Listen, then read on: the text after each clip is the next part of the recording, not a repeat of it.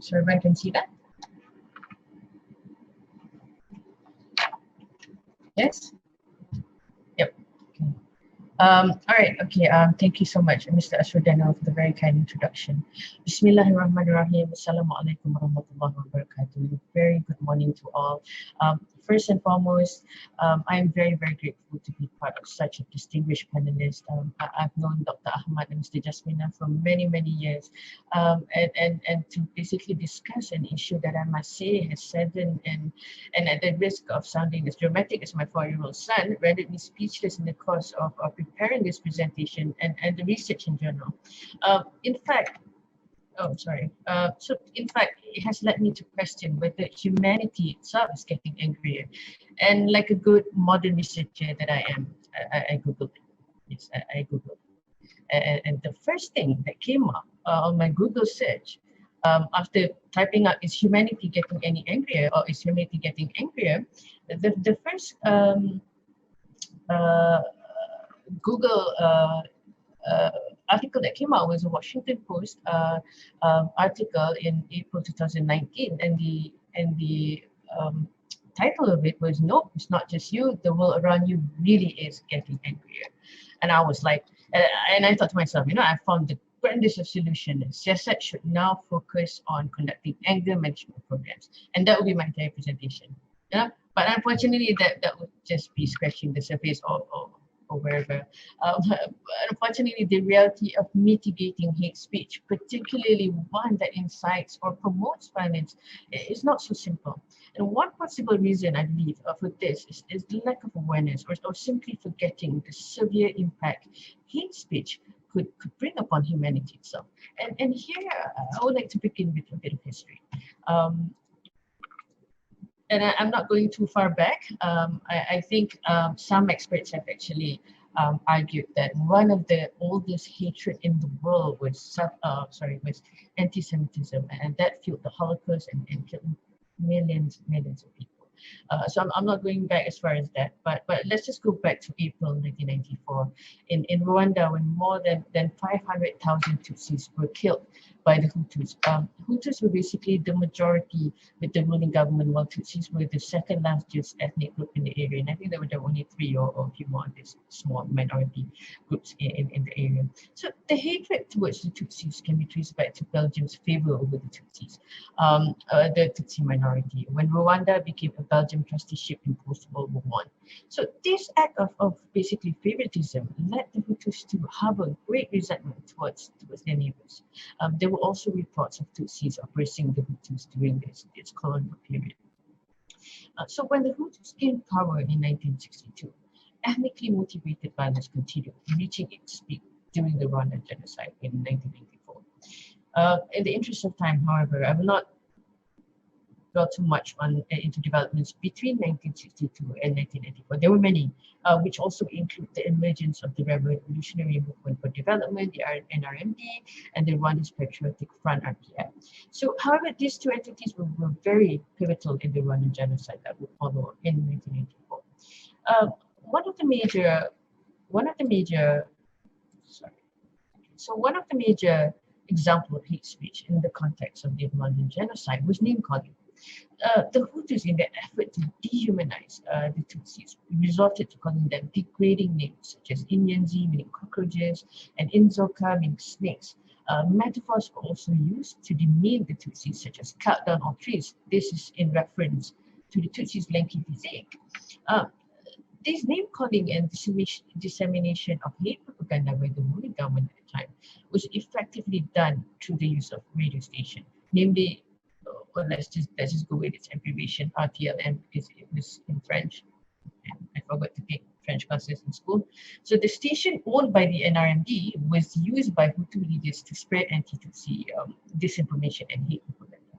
So including spreading fear to a Tutsi genocide against the Hutus. Basically, this was the disinformation to the illiterate masses, and basically they also identified specific Tutsi targets and their whereabouts. So this was done through radio stations. So the station also played, apart from that, the station also played trending music, encouraging participation of the public, and managed to attract a lot of people, including unemployed youth, also militias. So in short, quoting the Atlantic, the RTLM, the radio station that was pivotal in spreading hate propaganda, was very successful. It managed to basically plant a seed of discord among the moderate Hutus who were slowly drawn into this extremism fold. So this was the role that the radio station played in terms of spreading hate speech. And this was the Rwandan genocide, the role of hate speech in basically facilitating the conflict, or basically uh,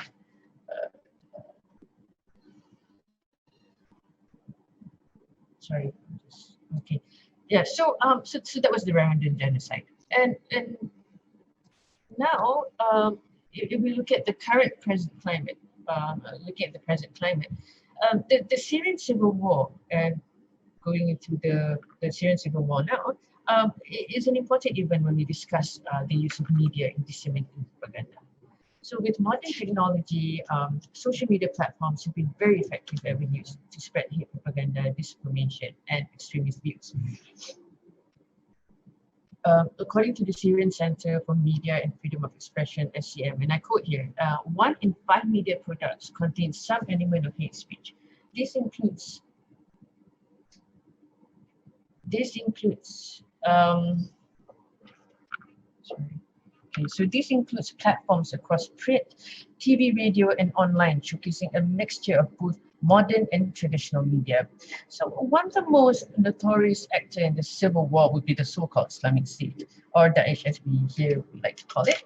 Daesh, knowing the importance of media and online platforms in spreading propaganda, radicalize and recruit, among others, has successfully built an extensive media infrastructure for these very purposes. So high quality magazines, radio stations, video propaganda, audio statements, and nasheeds even have all been utilized and spread by digital platforms such as Facebook, Twitter, Instagram, as well as online communication applications such as WhatsApp and Telegram. Using, among others, the method of generalization, hate speech is rampant throughout the media propaganda. The West, whether to denote the government of the US or UK and or their allies, along with their citizens and supporters, are referred to as the Crusaders, leading to incitement of hatred on historical context.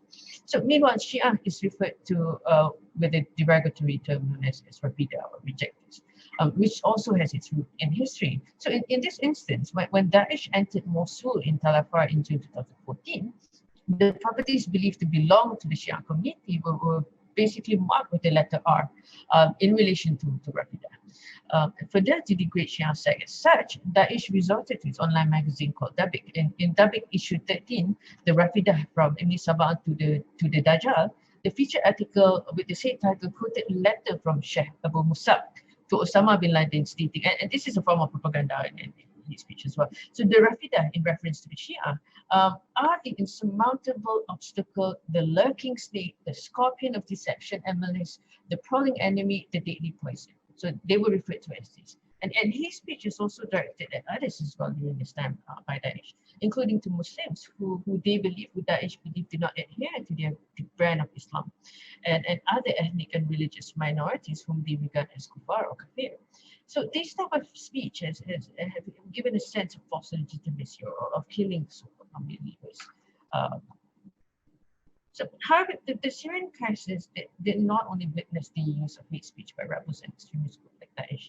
It was also used by political affiliates, the supporters of the Assad regime and its opposition as well. So, basically, players in that conflict, which is using hate speech and derogatory terms to dehumanize, to delegitimize their opponents.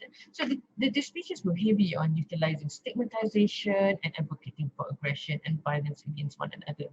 So some examples of this would include the sinful regime or the criminal regime to denote the pro-Syrian regime, to refer to the pro-Syrian regime political groups.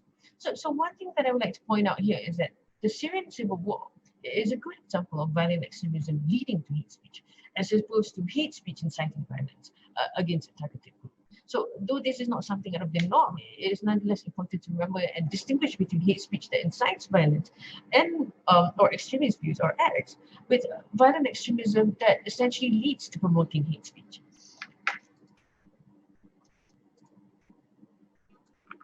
So looking at the Myanmar conflict now, and as with any conflicts, the security and social implication it brings is not only towards the source country, but also the neighboring countries. Closer to home is the conflict in Myanmar. As a result of severe persecution of an ethnic minority, and in this case, the Muslim Rohingya, located in what is known as the Rakhine State in Myanmar. And again, here we see derogatory terms being used to either garner support or gain its legitimacy in violence that many experts and international organizations have claimed to be of ethnic cleansing tendencies.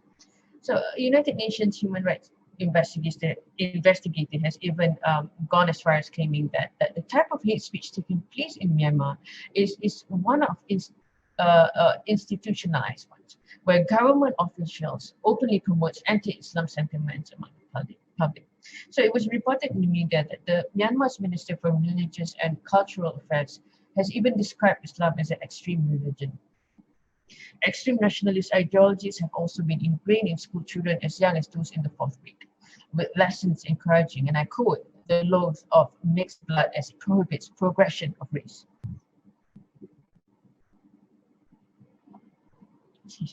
So once again, social media is at the center of fueling hate speech among the public. Facebook and other social media platforms were used to describe the Rohingya community as rapist, and that they should be fed to the pigs, burned alive, apart from referring to them as illegal immigrants, despite having resided in the area since many, many generations ago. So these terms were basically used to project hatred against the Muslim Rohingya with the objective to dehumanize this ethnic minority.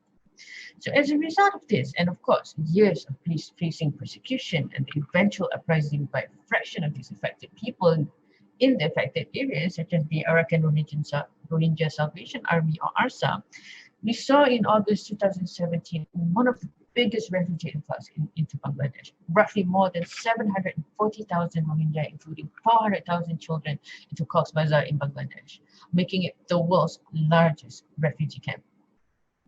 Now, Bangladesh is not the only destination for these refugees. Other countries started receiving Rohingyas who fled Myanmar, looking for a much safer place to be, whether permanently or otherwise. So Malaysia, Indonesia, and India are some of those countries.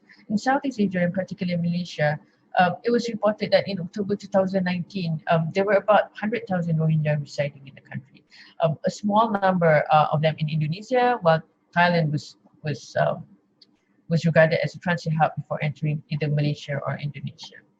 But of course, there's still many numbers of them in these countries, and as well as other countries across the Asian continent. So where this sort of migration happened, it may also cause friction in the host country, where they are also mostly regarded as illegal immigrants. So let us now turn our attention to Malaysia. A bit fast here. Sorry.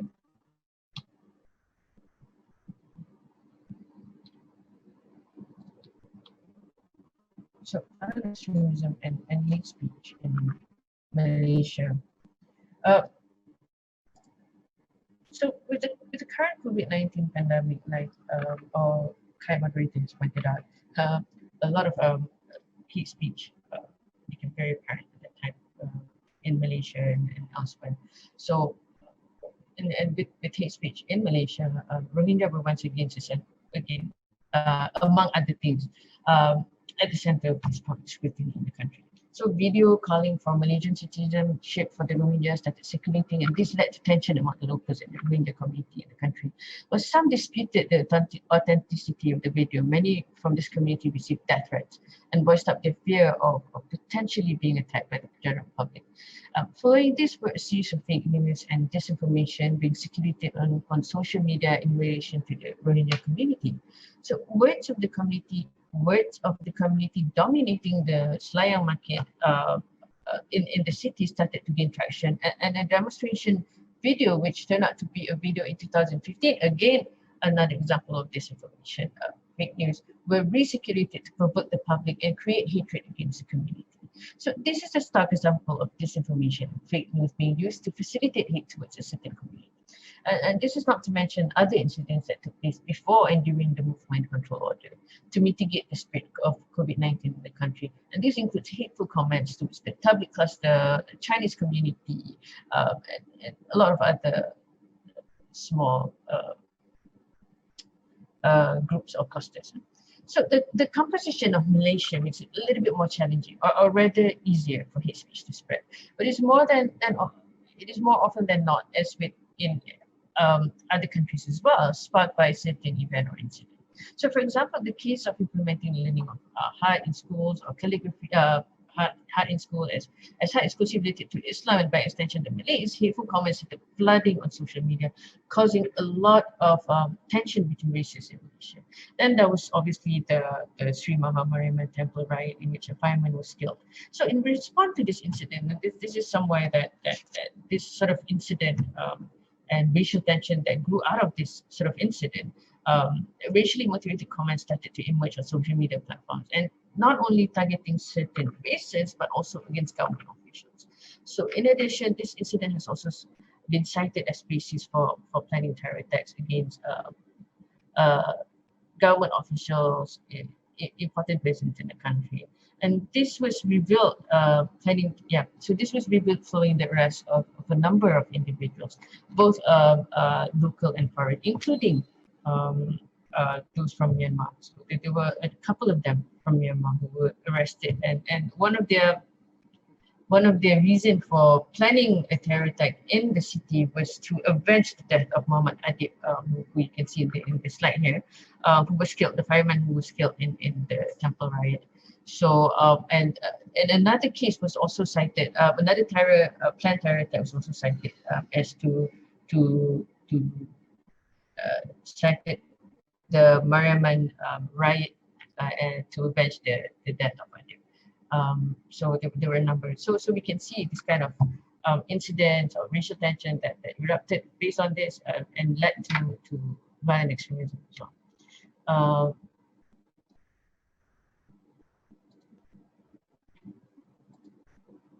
So the impact of hate speech and violent extremism on violent extremism. In all of these examples of violence and hate speech, the most common factor is the use of some form of media to facilitate hate speech or hate propaganda. In the past, it was of course the traditional media such as radio stations, be it government-owned or underground media outlets, as well as printed materials, among others. However, today with technology, we have additional and undeniably more powerful tools to spread hate among targeted community and even beyond. So the use of social media such as Facebook and online communication apps like Telegram have been instrumental in planting seeds of discord among its users. Through such platform, there is also another concerning development, or rather observation, in the expansion of the propagators of hate speech and or hateful extremism. Today, with social media platforms and the internet in general, everyone can contribute to the discourse on hate speech, and basically be the one coming up with hate speech, hate propaganda, as well as the spread of hateful comments. So this is as opposed to in the past, like the Rwandan genocide, the Bosnian conflict, where hate propaganda were propagated by politicians, public figures, and other form of authorities. However, I won't be going too much on this subject, as I'm sure Mr. Jasmine will take a look into this hate speech and the use of social media platforms later on in the session. Through these examples, we have also seen how hate speech has both fueled the violent extremism as well as helped facilitate the cause of violence, and how it worked to garner support from the masses. So the impact of years of hate and discontent towards the Tutsi minority in Rwanda had led to genocide, while the Bosnian War against the Bosnian led to ethnic cleansing, as with the current persecution of Muslim Rohingyas in Myanmar. So Daesh reign and hate propaganda towards the West, Shia and other minority groups in Syria and Iraq, as well as against Muslims who do not adhere to their brand of Islam, has led to fractions of individuals taking up arms and threatening the security of countries around the world. So we see this in Indonesia, where a number of Daesh supporters had been captured for their intention to target Shia communities and Christmas celebrations in the country. Such atrocities in which hate speech has played an instrumental role, whether before, during, or even after have led to conducive environment for mass migration. So this is another impact of once But hate speech has taken place, conflicts and whatnot, on a bigger scale, of course, and it's like to conducive environment for mass migration, for example, in the case of Syria and Myanmar. As a result of the Syrian and Myanmar crisis, mass migration took place throughout West Asia and Europe, as well as East Asia, respectively, while millions have been internally displaced in these regions. This has created a number of other issues as well, not only in the source country like Syria and Myanmar, but also in neighboring countries and regions. This includes the many humanitarian crises we see today, along with food security issues, sanitization, and others. So in general, mass migration could also be another form of violence, and that is right-wing extremism. Anti-migration sentiments and white supremacy ideologies have long been an issue in Europe and other Western countries as well. And today we see these sort of sentiments continue to be fueled and actions in the form of terror attacks taken against those deemed as invaders and traitors, so to speak, talking in reference to these immigrants, so-called immigrants in the Western countries, in Australia, in New Zealand. So the attacks on two mosques in 2019 in Christchurch, in New Zealand, were a testament to this sort of sentiments. In a manifesto distributed online, the attacker Brenton Tarrant resorted to using derogatory terms to express his hatred towards Muslims and others who he deemed as attempting to replace white culture and ethnicities with their own. And equally as important is the potential rise of other forms of extremist groups, including religious-based one, and the persecution of the Rohingya community in Rakhine saw the rise of groups such as the Arakan Rohingya Salvation Army, ARSA, and we also see this in the Syrian crisis with the rise of tens of rebel groups, whether it is opposing the government or otherwise, merging with Daesh or merging with other groups, so on. We see that happening a lot with this kind of crisis. So this brings me to my final point under this subsection. This may be more of an observation rather than a point intended as an impact of hate speech and violent extremism, and that is the definition of hate speech and basically violent extremism. I know that the norm would be to begin by my presentation with the definition, but I thought it would be fitting to bring up the topic at the end after a series of examples given. Now, this is also because in general, as with almost everything else in this particular field, there is no general consensus as to what constitutes hate speech or violent extremism. But with some of the examples given this morning, I would like to propose the definition of hate speech as described by the United Nations in the United Nations Strategy and Plan of Action on Hate Speech, as mentioned by our kind moderator, Daniel. And the paper argued that any kind of communication in speech, writing, or behavior that attacks or uses pejorative or discriminatory language with reference to a person or a group on the basis of who they are, and this includes religion, ethnicity, nationality, race, color, descent, gender, or other identity factor, would be regarded as hate speech. So now that we have laid the grounds of what hate speech is all about, or try to, or attempt to, and how it has led to violent extremism in varying degrees, examples of such atrocities have been discussed, and the impact it has not only in the source nation itself, but neighboring countries and other regions. Now we're left with the golden question: how can we best address this hate speech issue? How can we best address hate speech or mitigate the issue? And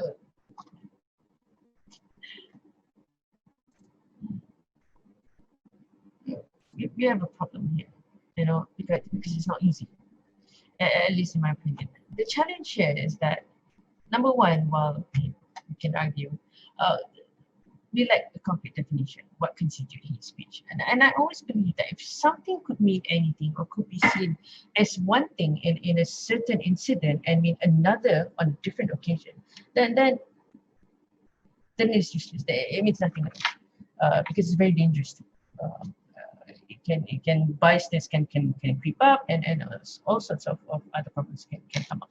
And furthermore, with certain segments of society arguing along the lines of freedom of speech and expression, a concrete definition of hate speech becomes even more imperative in a sense. But since we have been getting by just fine with not having a universal definition of terrorism or even violent extremism in this case, having a solid definition of hate speech may not be as immediate as the second challenge, which is striking a balance where it matters. This is because, oh, sorry, I didn't mean to say thank you. Just realized it was here. Uh,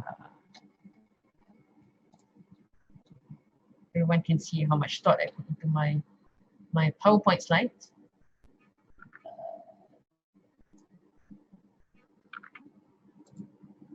Okay, so what was that? Okay, so which is striking a balance where it matters. So this is because managing hate speech is a tricky business, and as it almost always touch on sensitivities. So targeting or involving certain ethnicities, religion or culture. So in short, it almost always touch upon a person or a group's identity, because that's what basically hate speech means. And this is a very sensitive issue. So but efforts to at least curtail the impact of hate speech must be taken seriously. Because the consequences of it could be far more dire than anticipated. As stated in the special report, a rapporteur to the UN Human Rights Council, and I quote here, a failure to monitor and react to hate speech in a timely manner can actually reinforce the subordination of targeted minorities, making them vulnerable to attacks. So this can be seen actually in the case of the Christchurch attacks in April 2019, where the Islamic Women's Council of New Zealand was said to have repeatedly warned the police of an imminent threat against the Muslim community in the country. And by extension, the group argued that these warnings, if heeded by the police, properly heeded by the police, could have saved the lives of those lost in the mosque attacks. So basically, apparently they received threats through social media and whatnot of a threat that apparently was to happen on the day of the Brenton Tarrant's attack on the two mosques. But although those threats were not connected, it was just a mere coincidence. But they were arguing the fact that they reported it to the police, and they said that, look, if you guys the police had taken this a little bit more seriously, then we would have heightened up security in the at all the mosques in the country or in a specific area on that day itself, because there were some threats that wanted to attack mosque on that day itself, although it was not connected to the real attacks itself, which is a real considered. So they were arguing that as well. So we can see how if we don't take hate speech seriously, these things, these major atrocities can actually happen. So in light of this, and in my attempt to stay relevant to our topic this morning, allow me to give some thoughts on the way forward in dealing with hate speech, violent extremism, and all its manifestation. So the way forward, so I've spoken about the challenges, and I think that this issue of hate speech is rather, I would say it's a new thing. Maybe it has been going on for a very long time. It's just that we've been looking at it now as hate speech. So I think one of the way forward would be to promote awareness. I think it is always important to remember how hatred can basically lead to so many atrocities. And this can be seen throughout history with the Holocaust that thrived on anti-Semitism, the Rwandan genocide, the Bosnian War that led to ethnic cleansing in the name of self-determination, and many other wars that resulted from some form of hatred. So history can show us that the adverse effect of this. And in this instance, promoting awareness on how hate speech can lead to, whether unintended or intended, consequences beyond imagination through history is something that we can all look into. And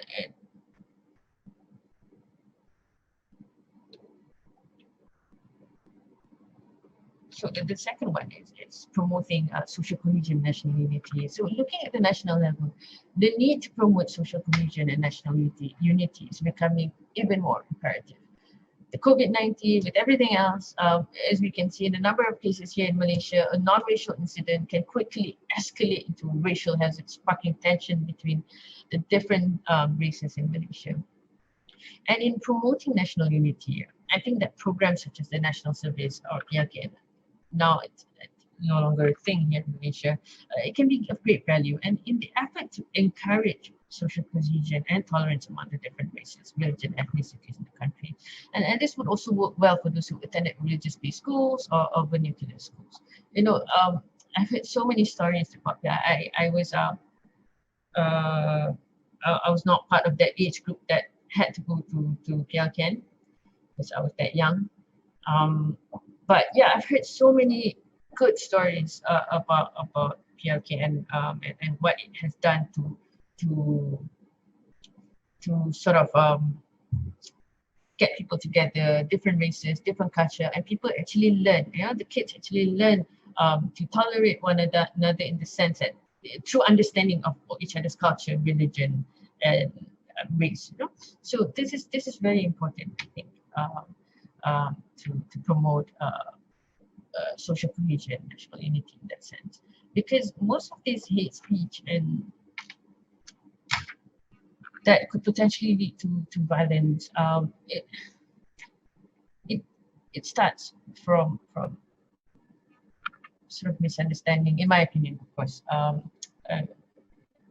intolerance towards other people in any form, like it could be their race or culture or their orientation and whatnot.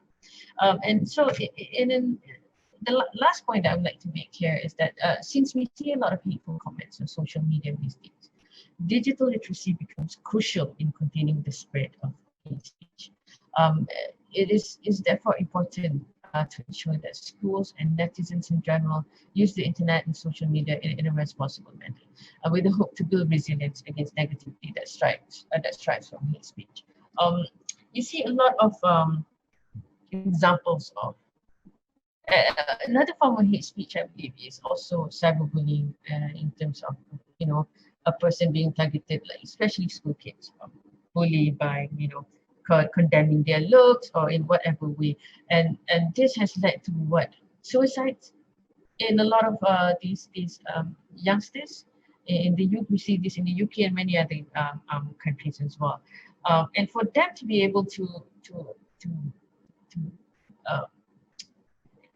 especially schools and netizens in general, to use internet and social media in a very responsible manner and try not to and build resilience against negativity. This would I believe would essentially help in the sense that would not lead to such we call that such negative outcomes like suicide, like and other things in general, like ethnic cleansing movement. So basically that is my presentation for this morning, and I thank you so much for your kind attention.